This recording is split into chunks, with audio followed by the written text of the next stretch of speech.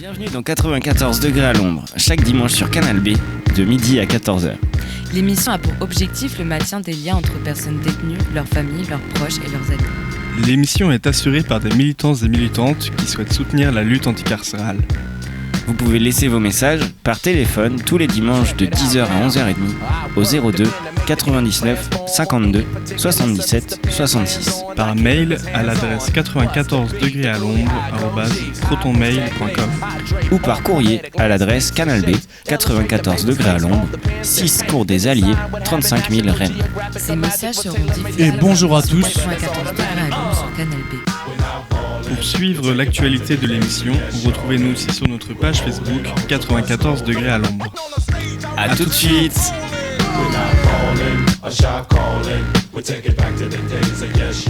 Et bonjour à tous, vous êtes bien sur 94 degrés à l'ombre, l'émission anticarcérale. Et tout de suite, ça va être le point info, la petite transition. Dans le point info, on va rappeler qu'est-ce que c'est le point info. Le point info, c'est toutes les infos justice, c'est toutes les infos qui résident sur 94 degrés à l'ombre, c'est toutes les infos sur l'univers carcéral, c'est toutes les infos sur les lois qui tombent, sur toute la répression, sur tout l'univers fasciste et l'oppression judiciaire et toute la forme de l'oppression étatique et le clivage social énorme qui commence à s'agrandir. Le point info, c'est tout ce qui réside à donner de l'information au public et à le garder.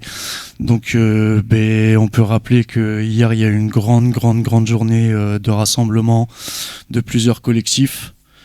À Rennes, c'était au BAM, c'était la journée pour les morts aux frontières, pour tous ceux qui essayent de passer d'une frontière à une autre et qui meurent, et que nos systèmes à l'heure d'aujourd'hui ils en font monnayage en traitant avec d'autres pays hors des frontières pour faire tout simplement de la déportation économique.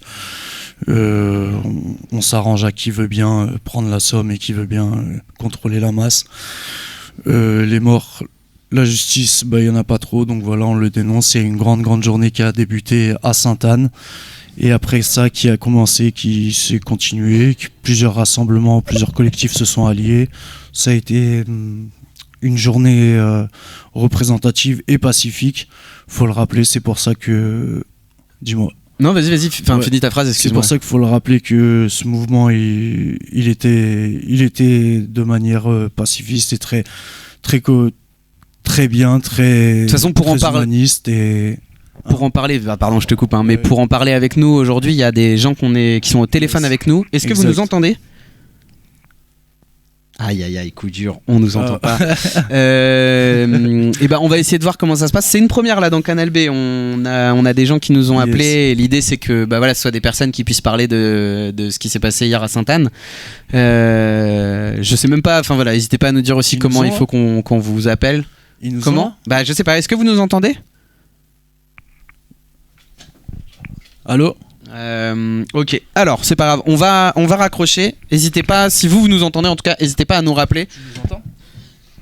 Vas-y, raccroche. Ok, vas-y, raccroche.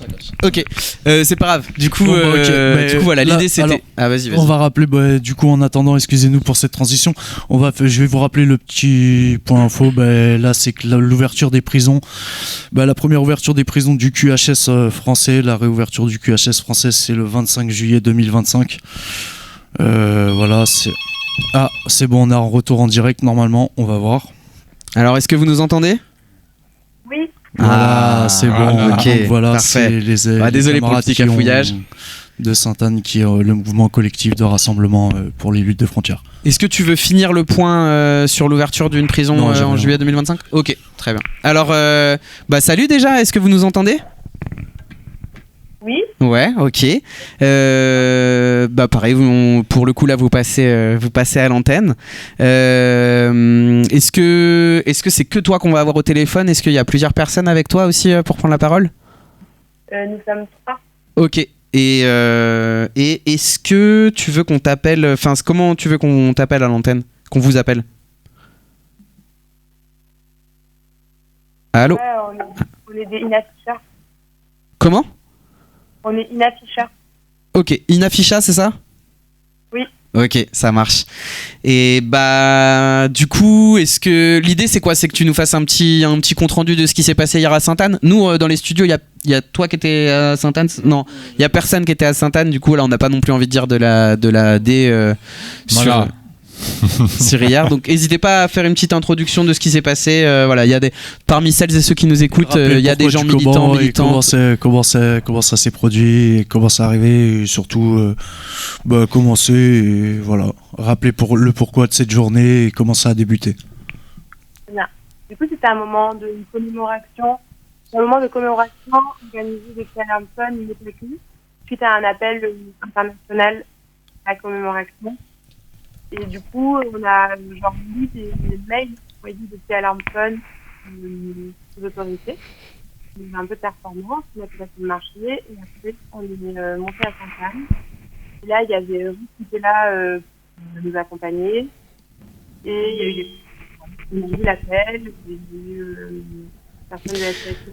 Je te coupe 2 petites secondes, pardon. Est-ce qu'il y a moyen que vous parliez plus fort ou que je sais pas comment ça se passe pour votre micro ou que vous colliez bien votre téléphone? Normalement, j'imagine que les gens peuvent augmenter le son dans leur radio, mais voilà. Si vous avez un kit oreillette, ce serait cool si vous pouviez prendre le téléphone de manière standard, sans casque Bluetooth ou oreillette. Je le prends à l'oreille sans cœur. Est-ce que comme ça c'est mieux? Ouais, c'est carrément mieux. Ok, Simer. Ok. Mais du coup, voilà, on s'est retrouvés à Sainte-Anne. Il y a eu juste des prises de parole. Il y a Aurore avec nous et voilà. Et je vous laisse avec Ina Fischer qui va vous présenter le principe des commémorations. Ouais.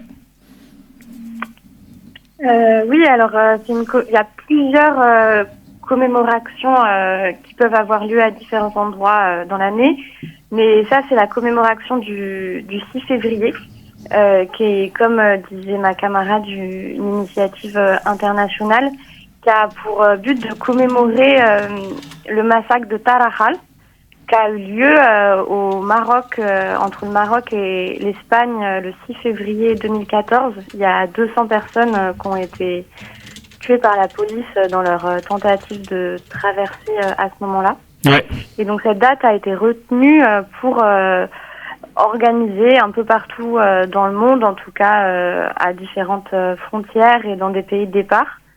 Là, par exemple, il y a des dizaines de villes et en Europe et dans d'autres pays, jusqu'en Mauritanie, jusqu'au Sénégal, qui ont aussi organisé des événements. Et c'est pour commémorer en fait toutes les personnes mortes et disparues aux frontières. Alors ça s'appelle commémoration parce qu'il y a l'idée de commémorer les personnes. Aussi de leur redonner un visage, de leur redonner un nom, de dire que ces personnes ne sont pas que des chiffres, qu'elles avaient une histoire, qu'elles avaient une famille. Et aussi l'idée c'est de pas juste commémorer, mais aussi de dénoncer les politiques qui sont responsables de ces morts et de ces disparus.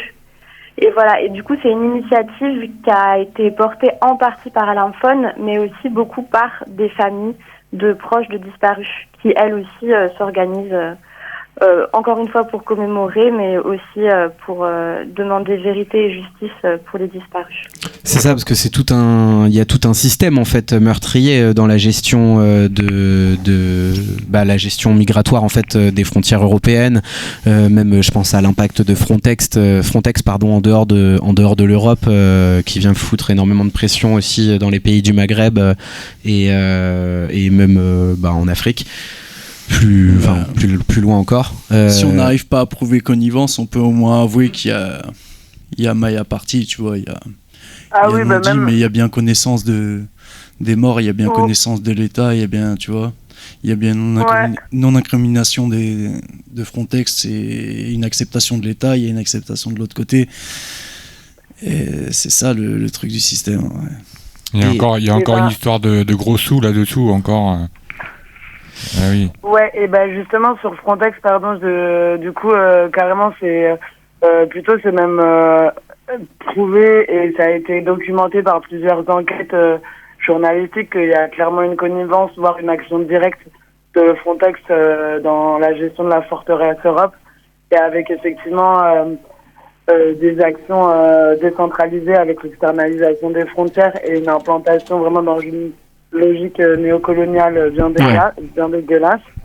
Et du coup, nous, ça c'est justement un sujet qu'on a un peu travaillé hier, parce que du coup la commémoration, elle a été portée aussi dans le cadre d'une journée qu'on a appelée pour en finir avec les frontières, qui a été du coup organisée par différents collectifs ou individus à Rennes, et qui a commencé le matin avec la commémoration dont on vient de parler là, à Sainte-Anne et au marché des Lys, et qui a suivi après toute la journée au BAM à Clenay, et où du coup là c'était la journée, il y a eu des discussions, et du coup il y a eu une discussion qui a été un peu plus une présentation de la situation à Calais et Dunkerque, parce qu'il y a des camarades qui sont venus nous raconter un peu la situation actuelle et les luttes en cours.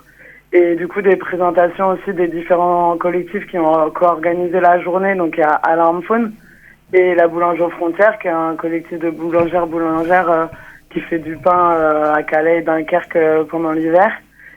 Et du coup, Alarme Faune, qui est un collectif transnational de soutien et de solidarité pour la libre circulation des personnes, et qui va avoir plusieurs activités, dont une ligne de détresse téléphonique pour les personnes qui traversent la mer. Et du coup, il y a une antenne, il y a plusieurs antennes en France.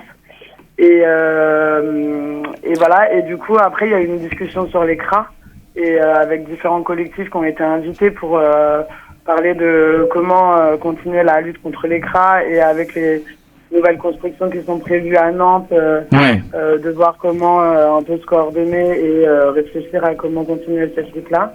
Et la dernière discussion, justement, elle était sur Frontex, avec en invité, on a eu un camarade de Dakar, Sénégal, là, qui nous a présenté leur action qui va être prévue début juin, qui s'appelle Pushback Frontex, parce que ça fait eux quelques années qu'ils luttent contre l'implantation de Frontex au Sénégal, qui a essayé d'être implanté dès 2020 avec des bureaux définitifs, parce qu'il y a la présence de Frontex au Sénégal, mais plus en soum-soum, enfin en moins officielle, mais elle est présente avec dans les bureaux des Espagnols. Juste pour rappel, pardon, je te coupe, mais Frontex, je me dis que s'il y a des gens qui connaissent pas, en gros, c'est une agence européenne de garde-frontières et de garde-côtes qui vont du coup naviguer aussi dans les océans. Il y a toute une espèce de section de communication où ils mettent des affiches horribles voilà, c'est ça, à la bord des frontières, à la bord de la mer Méditerranée, pour dire aux gens venez pas en Europe, nanana.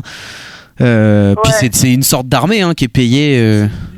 C'est pas une sorte d'armée, c'est carrément une armée. Depuis 2019, il y a un contingent permanent qui est possible. Il y a eu différentes réformes de Frontex. La dernière est bien dégueulasse, où il y a une augmentation du budget qui est vraiment c'est continuel, importante. Ouais, c'est genre plus 140% en quelques années. Là, j'ai plus les dates en tête, mais en gros, c'est vraiment impressionnant. Et là, ce que tu dis par rapport à la communication, c'est hyper intéressant, parce qu'il y a aussi ce truc de, en fait, ils ont une sorte de cellule qu'ils appellent analyse des risques, et en fait, qui est vraiment une cellule où en fait, ils créent le discours fascisant de l'Europe, et ils créent la solution en achetant des armements au lobby de l'armement, qui crée aussi toute cette surenchère de militarisation de l'Europe et tout. C'est une réponse complètement fasciste à la crise migratoire. Voilà. Et en fait, il crée le discours, et il crée le discours fasciste, et il crée la solution. Donc c'est vraiment bien dégueulasse, la logique, quoi. Et du coup, non, donc nous, on s'est rendu compte que Frontex, c'était aussi un ennemi qu'on connaissait pas trop en France, et que, en fait, c'est clairement le bras armé de la politique européenne, et c'est un sujet qu'on a du mal à saisir. On a l'impression dans les milieux en France, et du coup, c'est pour ça qu'on a voulu aussi un peu aborder cette question, et pour coordonner une action avec les camarades de Dakar. Début juin, avec là il y avait d'autres villes qui étaient présentes hier, avec l'idée d'essayer de faire des rendez-vous internationaux, interrégional et tout, quoi. Et du coup il y a déjà, effectivement, là il y a la camarade qui me rappelle que il y a déjà une campagne qui existe qui s'appelle Abolish Frontex, qui est rejoignable par différents individus collectifs qui ont envie de faire des actions contre Frontex, et Et du coup, que tu peux les contacter sur Internet, il y a un mail, et tu dis coucou, nous on est dans telle ville, on veut faire une action contre Frontex, comment ça se passe, est-ce qu'on peut partager notre com avec vous, etc. Donc il y a déjà des dynamiques qui existent, et que voilà, c'était pour en parler qu'on a fait toute cette journée hier. Et après, on a fini en faisant la fête parce qu'on dit qu'on a envie de faire la lutte aussi en faisant la fête et on a envie de commémorer les gens aussi en faisant la fête. Et du coup, on a fini cette journée avec une belle fête au BAM. Voilà. Ok. Bah en tout cas, bravo d'avoir organisé cet événement. Parce qu'en plus, c'est fait plusieurs événements. Enfin, tu le rappelais déjà tout à l'heure, mais il y en a eu plusieurs du coup dans l'année des événements pour l'abolition des frontières. Tu veux dire à Rennes ? Ouais. Bah à Rennes, j'imagine ailleurs aussi, de toute façon, mais à Rennes, je crois que c'est... Oui, c'est une lutte, il y a plein de belles dynamiques, dans différentes villes et régions, mais oui, là, on a... oui, j'imagine qu'il y a eu d'autres trucs dans l'année, là, j'arriverai pas à dire. Qu'est-ce que je veux dire, c'est vous avez porté des revendications, est-ce que tu as des revendications aussi, voilà ce que vous réclamez, vous ou d'autres collectifs que vous pourrez relayer, des revendications par rapport à... Ouais, alors on se regarde et clairement on se dit, c'est quoi, c'est fait aux frontières et aux prisons, a priori. Ouais, hein. Ouais, tout simplement. Hein. Ouais. Et liberté de circulation pour toutes et tous, et voilà, et c'est aussi simple que ça, la revendication, a priori. Et c'est vrai qu'on parle beaucoup de... pour le coup, on est plutôt d'accord aussi ici en studio, clairement feu à toutes les prisons et tous les lieux d'enfermement. Mais on parlait de Frontex, on parlait de leur action en dehors de l'Europe. Mais en fait, il faut se dire aussi, tu l'as rappelé tout à l'heure en parlant de la construction du CRA à Nantes, mais il y a plein de CRA en France, il y a plein de CRA dans les colonies françaises aussi. D'ailleurs, à Mayotte, là, on entend aussi souvent parler du fait qu'il y aurait plein de migrants qui voudraient venir en France pour choper les papiers, machin. D'ailleurs, alors je sais pas exactement à quel point l'info que je vais sortir elle est vraie, mais je crois que là en ce moment ils ont retiré le droit du sol sur Mayotte. Apparemment c'est ça. Ouais. Je sais pas si toi t'as plus d'infos, si tu peux compléter ma phrase ou quoi. Je sais pas si c'est un projet ou en fait, mais ils en ont parlé aux infos hier en fait. J'ai suivi un peu sans suivre, mais l'idée c'était de retirer en fait le droit du sol ou le repousser ou je sais plus. En fait ils veulent durcir en fait la législation tout simplement pour éviter aux gens de pouvoir migrer sur le territoire national tout simplement. T'avais un truc à rajouter au téléphone à un moment donné, vous avez on n'a pas grand chose à rajouter, ouais. Et on va aller ranger après. Du coup, il y a des gens qui veulent venir ranger. Yes. Bon appétit à vous. Merci beaucoup. Yes. Ouais, merci beaucoup de nous avoir appelés. Merci. Et grande solidarité, force et fin à l'oppression, fin à tous les lieux d'enfermement et feu aux frontières aussi. Et fin à tous les lieux d'enfermement et de restriction de liberté. Ouais, c'était une première pour nous coup au téléphone à l'antenne. Merci, j'espère que ça l'a fait aussi pour vous de votre côté. N'hésitez pas à nous faire des retours aussi par message de toute manière. Non, moi je voulais rajouter un truc, moi j'en ai vécu des choses, j'en ai entendu des choses absurdes et complètement débiles sur les lieux d'enfermement, les trucs qu'on s'imagine pas. Mais moi quand même, pour me choquer, moi il faut vraiment envoyer du lourd, du très lourd, faut vraiment moi je suis pas quelqu'un qui m'offusque, qui me choque assez facilement. Mais oui, quand j'ai appris qu'on enfermait des enfants dans les CRA et en fait qu'on immergeait ces enfants je sais pas en fait ce qu'ils ont dans la tête au niveau des hautes sphères de la justice pour laisser permettre ça.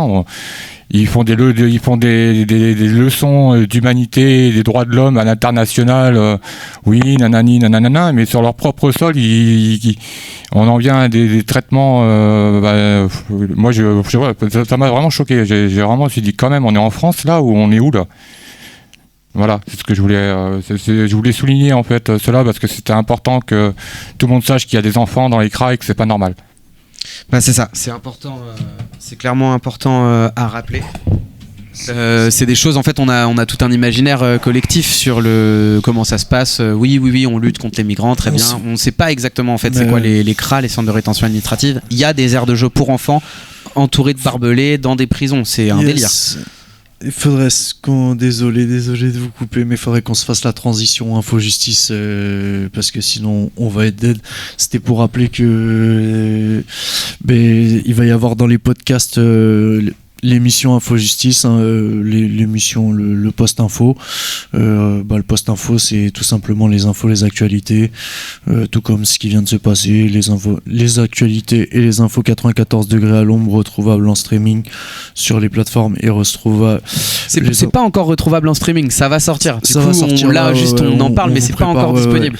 Ça va venir, et l'info en direct et le rappel des infos, c'est que là, à l'heure d'aujourd'hui, la prison elle est prévue d'ouvrir le 25 juillet 2025 pour les narcotrafiquants, pour 50 personnes. Les transferts, ils vont commencer en mars. Donc, faut se préparer. Il y a quand même 4 nouvelles sections d'ERIS. Ça va être très compliqué. Ça vient vraiment répondre en fait à un agenda politique complètement fascisant. C'est que là c'est une réponse, c'est un peu des réponses du tac au tac de oui on va construire des prisons pour aller enfermer les... C'est vraiment, en plus c'est des nouveaux mots qui sont inventés. On parle de c'est narcotrafiquants dangereux. C'est ça, en fait c'est en gros des dealers qui sont des grands bandits. Du banditisme, narco-banditisme. Voilà, narco-banditisme. On sait pas trop. Il parle que le renseignement de l'administration pénitentiaire peut inclure des gens dans ces listes afin de combler la prison et puis aussi se débarrasser de détenus dans ces QHS. C'est clairement ça, c'est un retour aussi à des normes d'enfermement qui sont d'autant plus violentes, d'autant plus inhumaines. C'est un retour à une légitimité de fermer et d'obstruer tout droit. Et c'est un retour à la légitimité de faire taire le détenu et de lui donner aucune humanité. Et de lui donner aucun accès ni aux droits, ni aux avocats, ni au public, ni au visuel de l'extérieur. Donc c'est une manière de le tuer et de pouvoir le torturer et de pas laisser trace et qu'il appartienne à rien. Sachant que les parloirs ils vont être restreints là-bas, on tient à tenir au courant que ça va être très très compliqué. Voilà, en ce moment ça chauffe déjà dans les prisons de l'administration pénitentiaire, mais un gros coup de pression. Même ici à Vezin, comme à Toulouse, il y a un détenu qui a été tabassé la semaine dernière. Ça chauffe à Arles aussi. Voilà.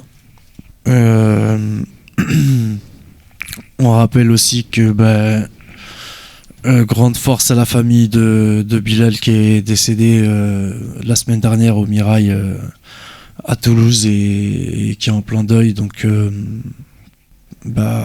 tranquillité et force, et sinon c'est ça les infos justice. Et on va rappeler que le point info maintenant on le mettra en podcast dès que ce sera à jour, et de toute façon ça va être relayé. Si vous pouvez venir sur le lien, mais m'envoyer des messages au besoin, si vous avez d'autres choses à relayer, que vous voyez d'autres points, voilà. Ouais, dis-moi Gaspard.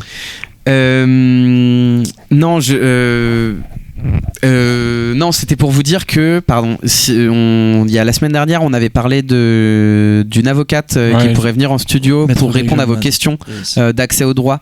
Du coup, c'est Madame Begelman, pardon. Ouais. Et voilà, donc si jamais vous avez des questions, n'hésitez pas à nous envoyer des lettres. Si jamais vous avez envie aussi de discuter avec elle, nous l'idée c'est qu'on puisse s'organiser en amont, recevoir vos questions et qu'on puisse la faire venir en studio pour qu'elle ait aussi des choses à dire et qu'elle puisse répondre à des gens. Donc voilà, n'hésitez pas à faire tourner l'info autour de vous. Peut-être que vous directement ça vous intéresse pas trop ou quoi. N'hésitez pas. Si vous avez des besoins de recours, pardon, vas-y. Non, je t'ai un peu coupé. Non, juste pour dire que en vrai, vous n'avez même pas besoin de déclarer qui vous êtes. Juste voilà, des questions de manière anonyme, même pour protéger un peu votre vie privée ou voilà. Mais si vous avez des questions, vous pouvez le faire de manière anonyme et on y répondra avec Juliette Begelman à l'antenne. C'est ça. Donc voilà, pour rappel, pour nous envoyer des lettres, c'est à l'adresse 94 degrés Canal B, au 6 cours des Alliés, 35 000 Rennes. 94 degrés Canal B, au 6 cours des Alliés, 35 000 Rennes. Et vraiment, faites tourner le mot autour de vous. Voilà, nous on se dit qu'en studio ça pourra servir à des gens. C'est bien évidemment gratuit. Grave. Bah oui, il faut. Et En plus, elle est vraiment gentille cette avocate. Elle est très très. Bah voilà, et clairement, si elle peut me donner, moi, elle me donne toujours des bons conseils en fait. Juridique, tout ça, quand j'ai besoin, elle est toujours à l'écoute. Donc voilà, elle répondra au mieux à aux questions que vous pouvez vous poser. Donc c'est important, si vous avez des questions que vous voulez qu'on y réponde, transmettez-nous vos questions et puis ça suivra derrière. Merci beaucoup pour ce rappel. Et pareil, on peut rappeler aussi à tous les détenus que vous pouvez aussi écrire à 94 degrés à l'ombre et envoyer des lettres et même demander plus d'infos ou voilà, à titre personnel ou des infos juridiques. On essaiera de vous aider, de relayer et pareil. Ouais. On se tient au courant. Écoutez, l'émission elle arrive à sa fin. Il est 13h57. Ce qui va suivre après sur Canal B, ce sera la sieste. Donc voilà, quotidiennement dans ces tranches horaires là, 14h, 14h30, vous avez des petites musiques cool, histoire de redescendre après cette émission. Voilà, après des points qui ont pu être abordés aussi un peu lourds. Nous, on vous souhaite plein de bonheur. Prenez soin de vous, prenez soin de vos proches. Bien évidemment, crève la tôle. Voilà, et je sais pas forcément quoi rajouter de plus. On se retrouve la semaine prochaine. N'hésitez pas à nous faire des retours aussi si besoin. Et puis je propose qu'on se quitte sur un morceau qui résume notre reine des tôles, un morceau de KTM, Brûler les prisons, ou BLP. Vas-y. Au revoir à tous. Bon dimanche, nique le Heps, bon dimanche.